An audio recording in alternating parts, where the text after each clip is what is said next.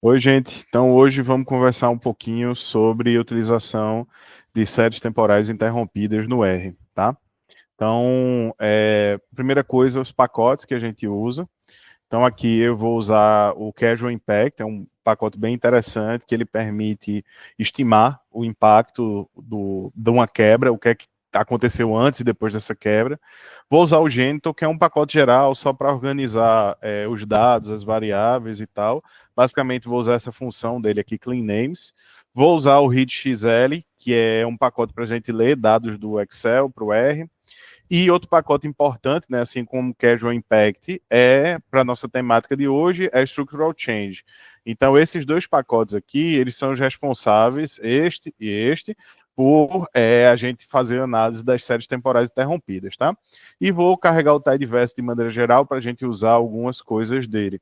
Então, essa sintaxe aqui, se você não está habituado, não está habituada, eu gosto muito de usar o pacote Pacman, porque ele ajuda a gente a organizar outros pacotes, né? Ele é um pacote para gerir pacotes.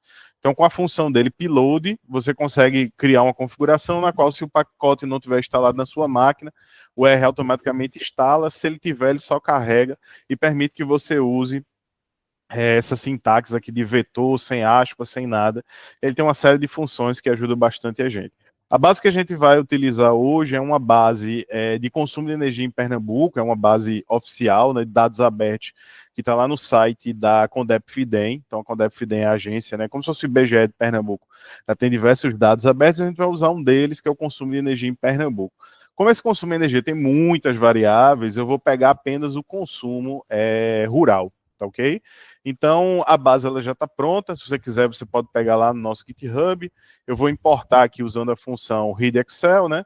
Vou usar a função cleannames do Genital para a base ficar no jeito, com os nomes certinhos. E depois eu vou criar um índice, que nada mais é do que uma sequência do ano. Por que eu vou fazer isso? Originalmente, a base de dados ela não tem esse sequencial e eu vou precisar dele para algumas funções que a gente vai fazer, certo? Então, só para você ver a base de dados, eu vou dar aqui um glimpse. Então, ela tem apenas 3 colunas, né? O ano é uma série temporal, o consumo de energia, né? Rural, e o índice que eu criei a partir do ano. Então, algumas funções que a gente vai usar, ela precisa desse índice para conseguir organizar os dados. Então, a série temporal anual, que tem esse indicador aqui, essa variável de interesse da gente, esse Y, tá? Então, vamos começar com a série interrompida. Primeiro, eu vou usar o pacote Structural Change para estimar os breakpoints, né, as quebras que a nossa série temporal tem. Então, aqui eu não vou passar nenhuma quebra esperada para a função. Eu vou deixar que ela estime essas quebras sem eu passar nada, ou seja, ela vai estimar aí de maneira livre, tentando achar os pontos de quebra. Então, ela rodou esse objeto aqui, energia BP, né, de breakpoints. A gente pode dar um glimpse nele, um class e tal, que a gente vai ver como é que ele é. Então, aqui está toda a estrutura. Ele não é um data frame, né? Então, a gente tem que pedir os objetos que estão dentro deles. Ele é semelhante, assim, o output dele como se fosse de uma regressão, né? Tem uma lista com uma série de coisas dentro. Então, para entender melhor o que está acontecendo, a gente vai dar um sumário. Sempre que você usa essas modelagens, você pode dar um sumário nela para entender melhor. Então, o que é que ele faz, né? Ele usa uma fórmula na qual ele vai estimar as quebras estruturais a partir da relação entre o índice e o indicador de saída, como a gente mesmo colocou aqui. Você poderia tornar essa relação mais complexa, né? Mas para fim didático, a gente vai fazer dessa forma. E aí ele estima se a série tivesse apenas uma quebra, em qual valor do índice seria essa quebra, então por isso que usa índice e não ano. Se ela tivesse duas quebras, seria em quais índices, em quais pontos, e por aí vai até um total de 6, ok? E aqui ela coloca a posição relativa dessas quebras. Então, se tivesse apenas essa quebra, a série seria dividida assim, por aí vai, em termos percentuais. E aí o que é importante para a gente é a gente olhar o fit. Por quê? A gente tem uma estatística de saída aqui, se você já viu outros vídeos meus, eu já falei sobre isso em alguns momentos. A gente tem algumas estatísticas de saída que elas meio que tendem a ir sempre melhorando conforme eu adiciono variáveis ou adiciono parâmetros e por aí vai. Então, aqui é importante para a gente aqui é a PIC. Então, sempre que você for analisar modelos, é interessante você utilizar alguma métrica de saída e de análise, né, de ajuste, que ela penalize o acréscimo de parâmetros, o acréscimo de variáveis. Porque senão você está vendo um comportamento aqui, várias vezes ele vai tender a compreender que fazer mais quebras é mais interessante. Então, o que a gente quer aqui é o menor BIC possível, e a gente vê que ele se localiza justamente com duas quebras. Então, isso indica para a gente que essa nossa modelagem ela se otimiza com duas quebras, nem com menos, nem com mais. O que é que isso quer dizer? Que utilizando esse modelo, esse pacote, essa função que a gente colocou para jogo aqui, a gente teria duas quebras, 1 em 13 e 1 aí 34. O que é 13? É o ponto 13, né, do índice que a gente criou, e 34 é o ponto 34. Lembrando que quando a gente deu um glimpse lá na nossa tabela, a gente viu que ela ia até 39. Depois, quando a gente plotar isso vai ficar mais claro. Como a gente está trabalhando aqui com séries interrompidas, eu não estou fazendo muito plot da série, mas é melhor você sempre passar pela estatística descritiva, né? Fazer o plot, dar uma olhada em sazonalidade, essa coisa toda. Tem outro vídeo para aprender isso se você não sabe. Então aqui eu vou guardar os dois breakpoints, o breakpoint 1 e o 2, que eu já vi aqui pela análise do sumário, que é onde otimiza, né? Então o menor bi, que é justamente aqui, e vou salvar nessas variáveis que eu vou usar bastante depois. Então aqui nada mais tem do que o breakpoint 1 e aqui o breakpoint 2, certo? Então vamos lá. O que é que eu vou fazer? Agora trocando de pacote. Vou trocar de pacote do Structural Change para o Casual Impact. O que é que eu vou fazer? Eu vou tentar estimar o impacto disso antes e depois. Para isso, eu vou precisar dividir a minha série no antes e depois. Aí eu vou fazer o seguinte, eu vou fazer o antes do índice 1, ou seja, do ano 1, até um ano antes da minha primeira quebra, por isso que está aqui a energia que é 1, e eu vou criar o pós, que vai ser da minha quebra até um ponto antes da segunda quebra, porque aí eu já estou em outra estrutura, por isso que a gente chama de quebra, né? Então vou criar aqui a variável pré-energia Q1 e pós-energia Q1, lembrando que energia Q1 são os nomes das variáveis que a gente criou aqui em cima, tá? O nome da variável, se dá o que você quiser, cria dessa forma só para mim ficar mais fácil conseguir resgatar depois. E aí eu vou filtrar os dados. Então, aqui eu quero todos os dados que sejam menores do que Q2, tá? Que é justamente o limite que eu coloquei aqui, né? Índice menor do que Q2 equivale a eu botar menor ou igual a Q2 menos 1. E a variável que eu quero é justamente o consumo rural. Então, quando eu faço isso, eu posso calcular o impacto usando o pacote Casual Impact desses dados que eu filtrei, considerando a relação entre o período 1 e o período 2. Vou passar isso para uma... perdão, está aqui, pronto, corrigido. Então, vou passar isso para uma variável que vai chamar Impact Energia Q1, e agora eu vou poder observar essa variável. Então, o sumário dela, o que é que ele traz de interessante? Ele vai me colocar a média real, né, e a previsão disso, em média e do acumulado. Ele vai estimar para a gente o efeito, então o efeito relativo e o efeito absoluto.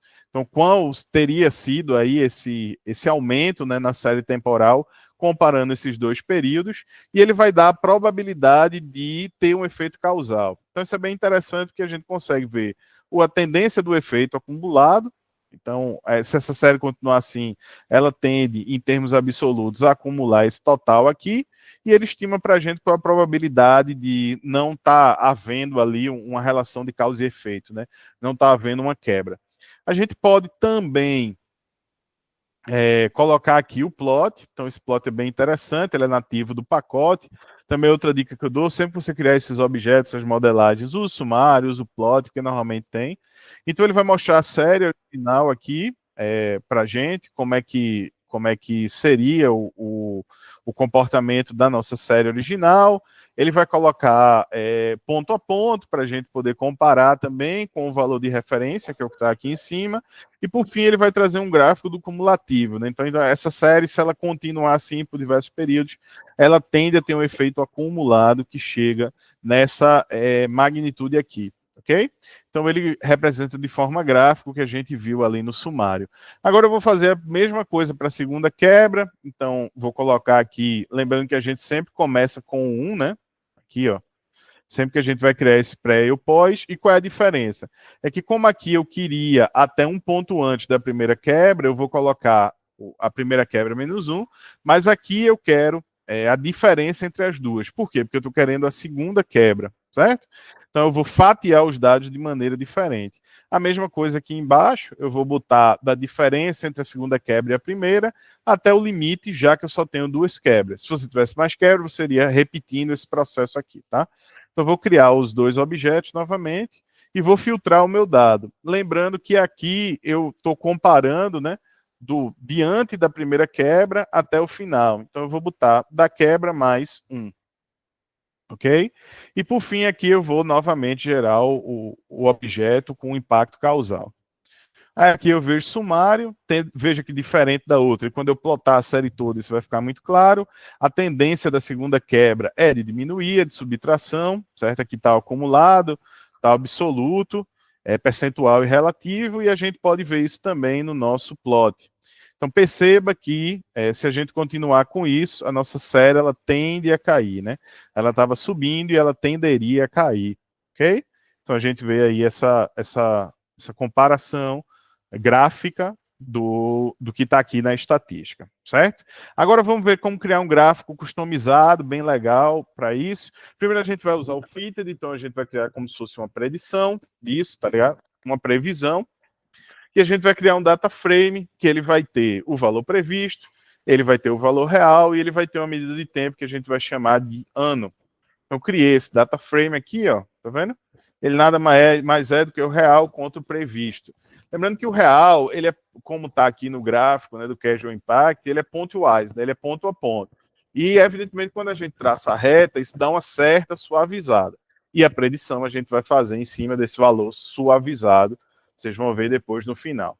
E aí a gente vai criar uns labels também. Então a gente cria um data frame com os pontos e a gente cria um data frame com os labels. Então a gente vai colocar aqui, ó, o tempo para pegar o valor justamente da quebra. Então no label, eu não vou querer criar label de tudo, vou criar apenas dos anos da quebra, certo? Eu vou posicionar aqui eles um pouquinho acima do eixo Y para esse label, essa etiqueta que criar, ela ficar bem bonita. Então, criei aqui esse objeto, também é um data frame, então ele mapeou os 2 anos aqui da quebra, tá vendo? Com esse filtro que eu coloquei aqui entre colchetes, e ele colocou aqui o valor de Y máximo e mínimo desses anos. Por que máximo e mínimo? Porque eu posso botar essa etiqueta lá em cima, que é o que eu vou fazer, eu posso colocar lá embaixo, os dois ficam bonitinhos. Então, vou usar o ggplot, se você não conhece o ggplot, também tem outro vídeo explicando. Eu vou passar aqui a cor como consumo rural, vou querer no eixo X o tempo, no eixo Y o valor real dos dados, vou colocar aqui a minha predição com uma suavização, isso é bem legal, então vai ser a minha linha de tendência, estou colocando aqui como cinza, vou colocar uma linha cinza para cortar aqui, ó, V-line, é uma linha vertical, então ela vai cortar o meu gráfico justamente nos pontos de quebra, e aqui eu vou passar as etiquetas que eu criei. Por fim, eu vou colocar uma cor aqui, ó, Scale Color manual, que o que eu chamei de consumo rural eu vou querer em azul, o que eu chamei de tendência aqui em cima, ó, eu querer em vermelho, e as quebras detectadas eu vou querer em laranja. Por fim, eu passo os títulos do gráfico. Então, esse é o título, esse é o subtítulo. Eu não vou querer nada no X, não vou querer nenhuma cor, nenhuma linha, nada. E no Y eu vou querer a medida de consumo de energia. Quando eu faço isso, eu tenho o nosso gráfico aqui bonitinho usando o ggplot. Então, aquilo que eu estava falando para vocês, né? Aqui estão os pontos, aqui no vertical são as quebras, né? Então a gente marcou bem direitinho a quebra para destacar, né? Para quem está vendo o gráfico. Vermelho é a nossa predição, a nossa tendência. Aí o dado real ele é ponto, mas esse ajuste vai ter essa suavização e a gente comprova aqui, verifica, melhor dizendo, em termos visuais, o que a gente tinha estimado lá do impacto. Então, quando eu jogar aqui o impacto, vocês vão ver que a primeira quebra, ela realmente é uma quebra ascendente, ou como está aqui o efeito absoluto.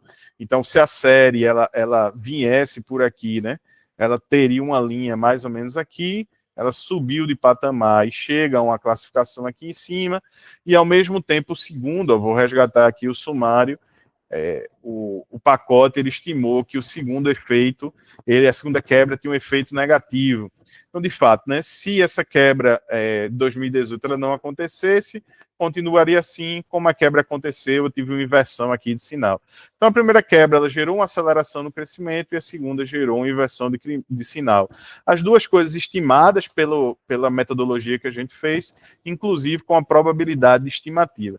Essa probabilidade aqui, em termos de casualidade, ela é feita, em geral, a gente também tem outro videozinho sobre isso, por estimar a partir de variáveis omitidas. Então, basicamente, resumindo bastante a metodologia, você tem uma certeza aí muito grande, a não ser que exista uma variável omitida muito forte, alguma coisa aí que você está omitindo no modelo que tem um poder muito significativo, essa série não vai mudar.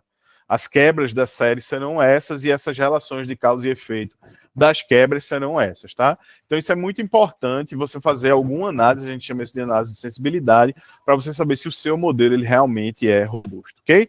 Então é isso, valeu turma, um abraço.